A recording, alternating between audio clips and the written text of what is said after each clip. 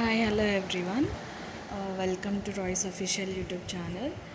So ముందుగా అయితే tasty healthy and ఇది మనం ఏ టైంలో అయినా తినొచ్చు. సమ్మర్లో అయినా, వింటర్లో అయినా, రైనీ సీజన్లో అయినా కూడా మనం ఈ రైస్ అనేది అప్పటికప్పుడు ఇన్స్టెంట్గా చేసుకొని కూడా తినొచ్చు. సో మనకి అన్నీ ఇంట్లో దొరికే ఇంగ్రీడియంట్స్తోనే ఈ రెసిపీని ఎలా చేసుకోవాలి ఏంటి అనేది నేను ఎక్స్ప్లెయిన్ చేస్తూ వెళ్తాను. సో వీడియో అయితే లాస్ట్ వరకు చూడండి, ఎక్కడ కూడా స్కిప్ చేయొద్దు. ఇది ఫ్యామిలీ మెంబర్సే అంటే ఇంట్లో ఉండే వాళ్ళే కాకుండా ఇప్పుడు హాస్టల్లో అండ్ సపరేట్గా జాబ్ చేసుకునే వాళ్ళు బ్యాచిలర్స్కి కూడా చేసుకొని తినొచ్చు.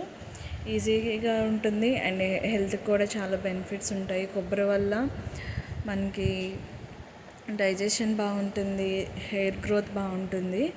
సో ఇట్లాంటి యూజెస్ ఉన్న ఫుడ్ అయితే ఇప్పుడు జనరేషన్లో ఖచ్చితంగా తీసుకోవాలి కాబట్టి సో నేను ప్రాసెస్లోకి వెళ్ళిపోతున్నాను.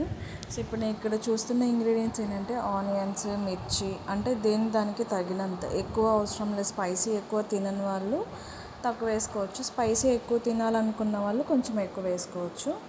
సో అట్లాగా ఆనియన్స్, మిర్చి అండ్ బిర్యానీ ఆకు, కొన్ని లవంగాలు, చెక్క, ఇట్లాంటి మరాఠీ మొగ్గ అవి వేసుకున్న తర్వాత అవన్నీ పక్కన పెట్టుకోవాలి.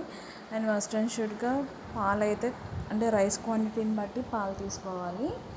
సో ఇవన్నీ తరుక్కొని పక్కన పెట్టుకున్నాక పుదీనా, లాస్ట్లో గార్నిష్ కోసం కొత్తిమీర పెట్టుకోవాలి.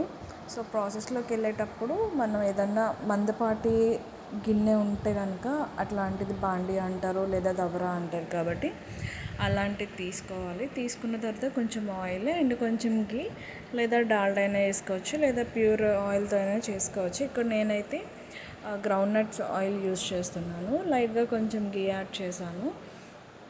సో అది కొంచెం వేడెక్కిన తర్వాత మసాలా దినుసులు వేసేసాను. నేను ఓవర్ మసాలా దినుసులు కూడా వేయట్లేదు.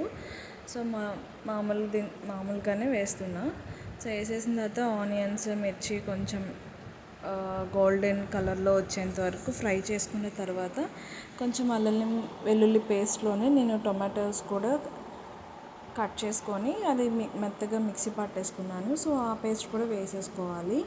వేసుకున్న తర్వాత ఇంకా అది కొంచెం వేగుతుంది, మంచి అరోమా స్మెల్ వస్తుంది అనేటప్పుడు కర్డ్ యాడ్ చేయాలి. కర్డ్ యాడ్ చేయకముందు కొంచెం పుదీనా ఆకులే వేసుకోవాలి. కొబ్బరి అన్నానికి పుదీనా ఆకులు చాలా మంచి ఫ్లేవర్ ఇస్తుంది.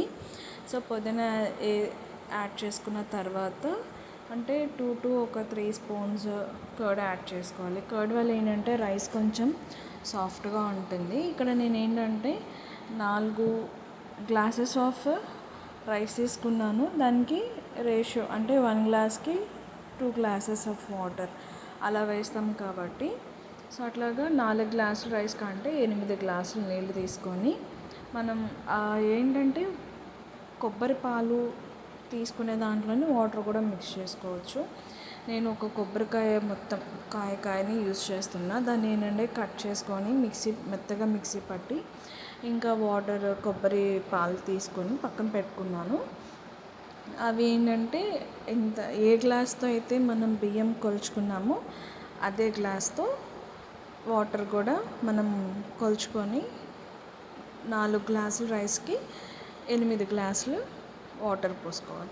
సో ఇంకా అవి పోసుకున్న తర్వాత ఇంకా వాటర్ ఏంటంటే మంచిగా అవి పోసిన లైట్గా అంటే మనం ఆనియన్స్ వేసేటప్పుడు వేగాలని చెప్పేసి కొంచెం సాల్ట్ యాడ్ చేయాలి. అండ్ వాటర్ అండ్ కోకోనట్ పాలు పోసిన తర్వాత కొంచెం సాల్ట్ యాడ్ చేయాలి. యాడ్ చేసిన తర్వాత రైస్కి మనం ఎంత క్వాంటిటీ తీసుకుంటాం దాన్ని బట్టి మనం సాల్ట్ అడ్జస్ట్ చేసుకోవాలి.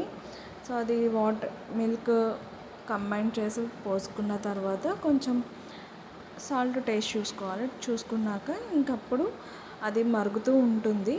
అది మరుగుటప్పుడు కూడా ఏంటంటే కొంచెం నురగలాగా పైకి వస్తుంది అనమాట. సో అలా వచ్చినప్పుడు రైస్ యాడ్ చేసుకోవాలి. అట్లా మరిగే టైంకి మన వాటర్ పోసి మరిగే టైంకి ఒక 5 minutes 10 minutes హై ఫ్లేమ్లో పెడితే సరిపోతుంది. 5 to 10 minutes ఇంకా అట్లా మరిగిన తర్వాత మనం ఇంకా ఒక 15 to 20 minutes బియ్యాన్ని వాష్ చేసుకొని నానపెట్టి ఉంచుకుంటే సరిపోతుంది. బాస్మతి రైస్ అయితే కూడా అట్లాగే ఈ నార్మల్ రైస్ నేనైతే నార్మల్ రైస్తోనే చేస్తున్నా, బాస్మతి రైస్ అయితే నేను చేయట్లేదు. సో ఇంకా అట్లా నురుగు వచ్చిన తర్వాత రైస్ మనం యాడ్ చేసుకొని ఇంకా అది కొంచెం అటు ఇటు తిప్పుకొని ఉప్పు సరిపోయిందా, రైస్కి అట్లా పట్టిందా లేదా అడ్జస్ట్ చేసుకొని చూసుకుంటే సరిపోతుంది.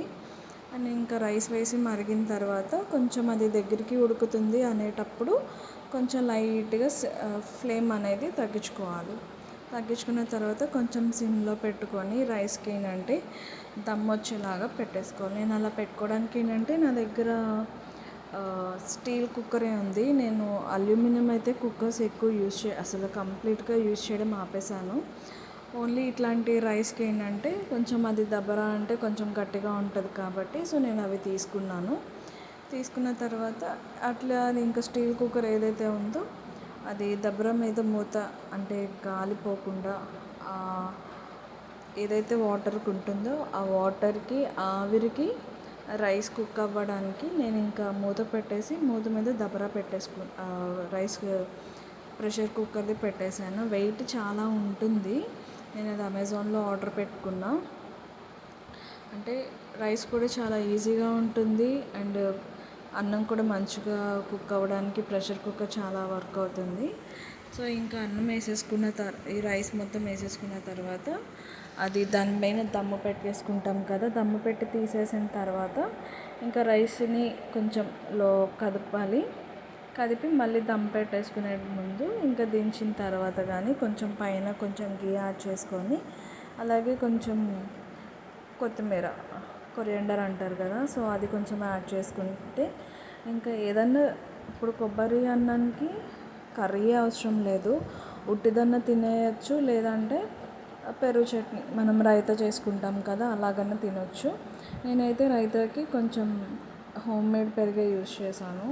దాంట్లో ఆనియన్స్ అండ్ మిర్చి కొంచెం కొరియాండర్ లైట్గా కొంచెం టొమాటోస్ కూడా యాడ్ చేసుకోవచ్చు, బట్ నేనైతే యాడ్ చేయలేదు. సో ఇవన్నీ వేసుకున్న తర్వాత ఇంకా ఫుల్గా తినేయటమే. చాలా అంటే చాలా టేస్టీగా ఉంటుంది, చాలా బాగుంటుంది.